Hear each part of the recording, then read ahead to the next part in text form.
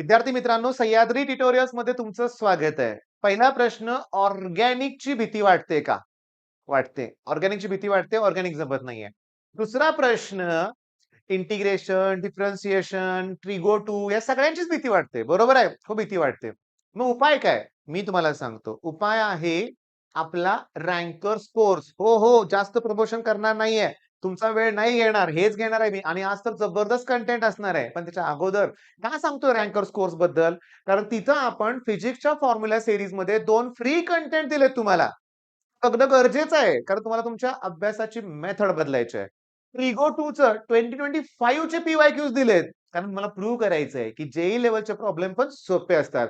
आणि म्हणून हे 2 मिनिटं प्रमोशन आणि सगळ्यात महत्त्वाचं, की ऑर्गॅनिक अवघड वाटतंय. मग छोटीशी आपली ऑर्गॅनिकची बॅच आहे.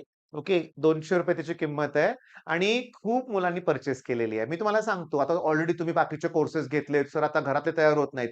₹200 साठी घरातले नाही म्हणणार नाहीत. मग त्यानिमित्तानं जर 10-15 मार्क्स सीईटीत वाढत असतील, तर आणि कॉन्फिडन्स वाढतोय त्याचं काय? सुरुवात करूया आजच्या लेक्चरला. आणि आजच्या लेक्चरचा प्रश्न हा जवळ-जवळ प्रत्येक शिफ्टमध्ये आलाय. 2023, 2024 ला तर काही विचारूच नका आणि 2025 ला पण आहेच. आहेच. Solubility product. मी तुम्हाला सांगतो सोल्युबिलिटी प्रॉडक्ट बद्दल शिकवणार नाहीये मी डिटेलमध्ये. आता आपण क्रॅश कोर्समध्ये खूप डिटेल घेतलंय आणि इथं पण मी तो पॉइंट क्लिअर करणार आहे. फक्त त्याच्या अगोदर मला हे दाखवायचंय, बघून घ्या. बघून घ्या. वरचा प्रश्न वाचा अगोदर. Solubility product of AgBr is 4.9 into 10⁻13. बरोबर आहे. At a certain temperature. सीईटीतला कधी आलाय प्रश्न? 2025 आणि 26 एप्रिलला. Okay, 26 April. खालचा प्रश्न बघा. सोल्युबिलिटी प्रॉडक्ट ऑफ AgBr दिले 5.2 आणि पुस्तकात व्हॅल्यूज अवघड दिलेत, सीईटीत दिले सोपं. 4.9 ला ऍडजस्टमेंट केलं की 49 येणार आहे. त्याचं स्क्वेअर रूट 7 येणार आहे आणि ऑप्शन 7 जिथं असेल ते करेक्ट आहे. संपला विषय. पण थांबा ना, असं नाहीये ते. मी तुम्हाला डिटेल आता एक्सप्लेन करतो. चला आपण काय करूया, पहिल्यांदा AgBr घेऊया. याला आपण AB टाइपचा सॉल्ट म्हणणार आहे. AB. याच्यामध्ये काय आहे बघा, की Ag एक आयन आहे आणि ब्रोमीनचा एक आयन आहे. एक आयन आहे, तुम्ही S लिहा. एक आहे S लिहा. तिथे जर ट्वाइस असतं ना Ag, तर मी तर ट्वाइस S लिहून त्याचा स्क्वेअर केला असता.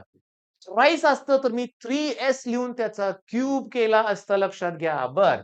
मग सोल्युबिलिटी प्रॉडक्ट काढताना या दोघांचा प्रॉडक्ट करा. आला का S स्क्वेअर? सिंपल. मग तुम्हाला जर सोल्युबिलिटी दिली, स्क्वेअर करा, सोल्युबिलिटी प्रॉडक्ट मिळेल. सोल्युबिलिटी प्रॉडक्ट दिलाय, स्क्वेअर रूट काढा, सोल्युबिलिटी मिळणार. सिंपल. मग हा कुठल्या टाइपचा सॉल्ट झाला? AB. आता AB2 या टाइपचा घेऊया किंवा A2B म्हणा, काही म्हणा. मग त्या टाइपचा सॉल्ट घेताना मी मॅग्नेशियम क्लोराईड घेतो. चला.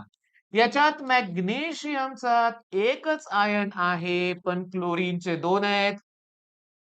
मग मी क्लोरीनचे 2 असल्यामुळं 2S लिहिणार आणि त्याचा स्क्वेअर करणार. याचा एकच आयन आहे.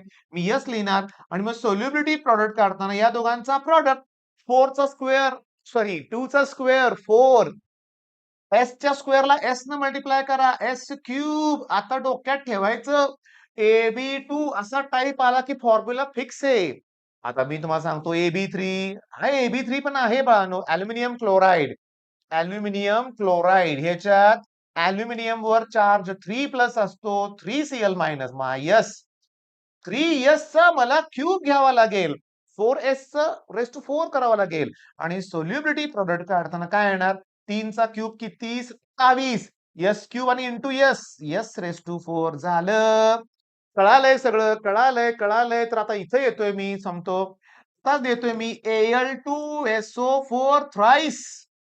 मग यात अॅल्युमिनियम आणि सल्फेट आहे. अॅल्युमिनियमचे 2 आयन आहेत. 2s लिहून स्क्वेअर करा. सल्फेटचे 3 आयन आहेत. 3s लिहून क्यूब करा. 3 चा क्यूब 27, 2 चा स्क्वेअर 4, 7 चोक 28, 108. 108 आणि S रेज टू 5. बाळांनो समजून घ्या. हे S आहे खाली आणि वरती 5 आहे. आता तुम्हाला सोल्युबिलिटीचा कुठलाही फॉर्म्युला जमेल, सोल्युबिलिटी प्रॉडक्टचा. नाही का सांगा? आता कुठल्या टाइपचा सॉल्ट आहे? AgBr ना? AB टाइपचा सॉल्ट आहे. एजीचा एक आहे ना, बीआरचा एक आहे. त्यामुळे सोल्युबिलिटी प्रॉडक्टचा फॉर्म्युला S स्क्वेअर येणार आणि सोल्युबिलिटी प्रॉडक्ट दिलाय. याला 10 मल्टिप्लाय करा. 49. याला 10 डिवाइड करा. -14. कसं? 10⁻13 ला 10⁻1 म्हणजे 10 डिवाइड केलं +1 वरती गेल्यावर -1 होणार. झालं. आता काय आलं सांगा, याचं स्क्वेअर रूट 7 येणार. पण ऑप्शन मध्ये बघायचंय आपल्याला 7 कुठे आहे. बघा नीट लक्ष द्या. आता मी पहिली एमसीक्यू तुम्हाला दाखवतोय. AB2 टाईपचा आहे. AB2 आठवा AB2 4s³ AB2 टाईपचा आहे तो लक्षात घ्या. मग AB2 ला 4s³. सोल्युबिलिटी प्रॉडक्ट त्यांनी दिलाय. म्हणजे 4s³ ची व्हॅल्यू 32 इंटू 10⁻⁻12. 10 ने मल्टिप्लाय 10 ने डिवाइड केलं रे. 32 ला 4 ने डिवाइड करा 8 येणार. 8चं क्यूब रूट 2 येणार आहे. 2 2 2 ऑप्शन करेक्ट आहे. पूर्ण सोडवायचंय. सोडवायचंच नाहीये पूर्ण लक्षात घ्या. पूर्ण सोडवत बसायचंच नाहीये. नेक्स्ट क्वेश्चन माझ्या अगोदर सोडवा AB2 चे. AB2 म्हणजे आता हे काय दिले खरं? हे काय दिलंय? सॉल्युबिलिटी प्रॉडक्ट दिलाय. म्हणजे 4s³ ची व्हॅल्यू दिले. 100 न मल्टिप्लाय करा, 100 न डिवाइड करा. ओके. 256 ला 4 न डिवाइड करा. अरे सोपं आहे बाळांनो. 4 सक्क 24, 4 चोक 16. आता कळालं असेल तुम्हाला. बऱ्याच मुलांना उत्तर कळालंय. बऱ्याच मुलांना उत्तर कळालंय. बाळांनो क्यूब रूट काढायचंय. 8 शोधू नका. ते 64 स्क्वेअर रूट आहे. मला माहिती आहे 8 दिसतं बऱ्याच लोकांना. पण याचं क्यूब रूट 4 येतंय. याचं क्यूब रूट 4 येतंय. ऑप्शन तुमच्या समोर आहे. आणि क्यूब रूट काढताना ह्याला 3 ने डिवाइड करावं लागतं. मग -12 ला 2 3 ने डिवाइड करा 4 येणार आणि आन्सर आपले करेक्ट आहे. काय अवघड आहे?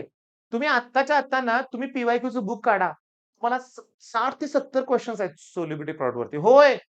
30-40% या धडले क्वेश्चन सोल्युबिलिटी प्रॉडक्टचेच आहेत लक्षात घ्या. मी फार कमी घेतले सिलेक्ट केले लक्षात घ्या. फार कमी. बघूया आपण आता. तेच आहे. तेच आहे. AGBRचाच प्रश्न आहे. AGBRचाच प्रश्न आहे. AGBRचाच प्रश्न आहे.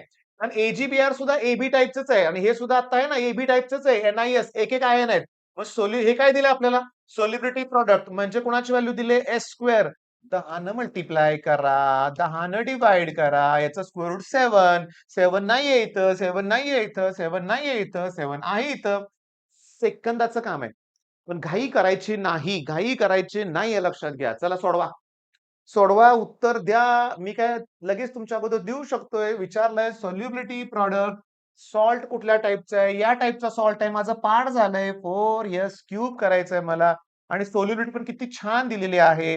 1 इंटू 10⁻⁻4 चा क्यूब केला तर 1 चा क्यूब 1 येईल, पण -4 चा क्यूब केला तर -12 होणार आहे. ऑप्शन बी करेक्ट आहे. सांगा ना, समजलं ना सॉल्युबिलिटी प्रॉडक्ट तुम्हाला? काही अवघड नाही याच्यात, काही अवघड नाहीये. फक्त कुठल्या टाइपचा सॉल्ट आहे ते बघायचंय. चला मी तुम्हाला आता काय करतोय, हा प्रश्न तुम्हाला देतो. मी देणार नाही सोडून. चला करा. सॉल्युबिलिटी दिले. अरे पण थांबा, थांबा, थांबा. दिलं पाहिजे. हे कॅल्शियम कार्बोनेट आहे. कॅल्शियम कार्बोनेटमध्ये कॅल्शियमचा एक आयन असतो आणि कार्बोनेटचा एक आयन असतो. मग त्याची सॉल्युबिलिटी काढताना, प्रॉडक्ट काढताना S इंटू S चा स्क्वेअर करावा लागणार आहे मला. म्हणजे जे दिलंय याचा स्क्वेअर करा. 6.4 चा स्क्वेअर केल्यानंतर बाळांनो नंबर खूप मोठा येणार आहे. तुमचं तुम्ही करा. तुमचं तुम्ही करा. आन्सर चेक करा. काय येते ते बघा. मी साई 36 केलं आणि 36 पेक्षा मोठा नंबर मला हा दिसला. तर मी अंदाजे म्हणतोय. तुम्ही चेक करा आणि कॉमेंटमध्ये सांगा रे मला, की या प्रश्नाचं उत्तर बरोबर आहे का बघू म्हणून. चला दुसरा बघू आता. सॉल्युबिलिटी प्रॉडक्ट AB2 म्हणजे 4s³ ची दिले. त्याला 100 न मल्टिप्लाय करा. 100 न अरे 100 नच मल्टिप्लाय करतोय. कधी 10 न मल्टिप्लाय करतोय का? मला क्यूब रूट काढायचंय ना.